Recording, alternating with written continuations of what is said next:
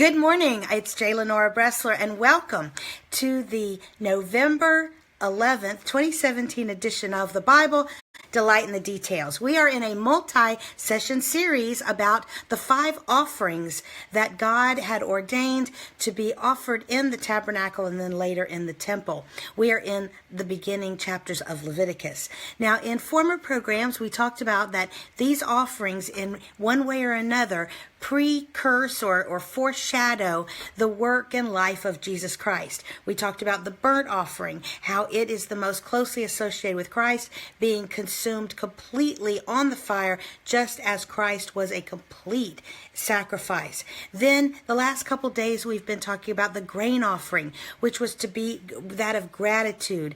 And yesterday we talked about the first fruits and the importance of that festival that was the down payment, if you will, for future harvest, being the beginning harvest, the barley harvest, and that Christ himself has been called by Paul as our first fruits. So because Christ's sacrifice was accepted by God and he was resurrected from the dead, we are the later harvest. We can be assured that we too will be resurrected. Now today we're going to talk about the third offering found in Leviticus 3, and this is known as the fellowship offering. You may remember that the second offering, the grain offering, part of it was consumed by the fire, was offered back to God, but then another part of it was the food of the priests. And this is similar in that the fellowship offering is not completely consumed. A large part of it would be reserved for both the priest and the worshiper, him or herself. So this is very closely associated in the Christian's mind, of course, with communion, the Last Supper Eucharist. It is the being in fellowship with Christ, with God. This is what God wants. He wants to be in fellowship with us. That is why he's gone to all the trouble of saving us, not just to save us, but to be able to be in close fellowship with us. And of course, that is beautifully symbolized by a meal together and the communion meals particularly. Now, a couple interesting things here. Just like with the burnt offering and the grain offering, God is aware that we have different resources. Some of us are wealthier than others, etc. And so he has very graciously ordained that you could bring your offering from the various animal kingdoms, from the herd or from the flock, or even from the bird kingdom. And so here again, there is an option for you about that, depending on your circumstances of the moment. Also, though, or I should say, it's important to note that whatever you brought had to be perfect, and because it did refer back to Christ and Christ as the ultimate sacrifice. So all of these animals, whatever you brought, had to be unblemished. Now, this is absolutely fascinating to me.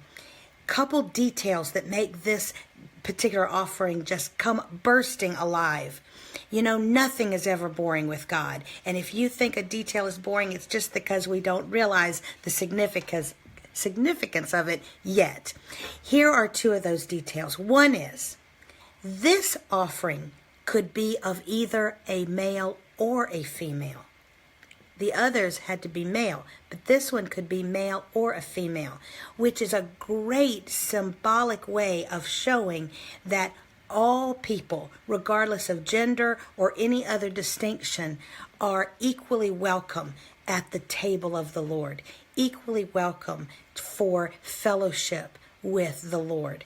It's a subtle little detail, but trust me, in the ancient mind, which was very focused on differences between men and women and the different power structure there between the genders, this would have been a very key and very obvious thing that God was doing. The other fascinating detail here is this.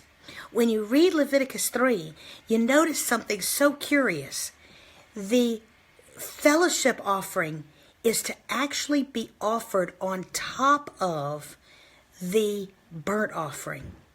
Yes, in other words, as the burnt offering is either being offered or in the aftermath of it, while the ashes of the burnt offering are still on the altar, the fellowship offering is laid on top of that.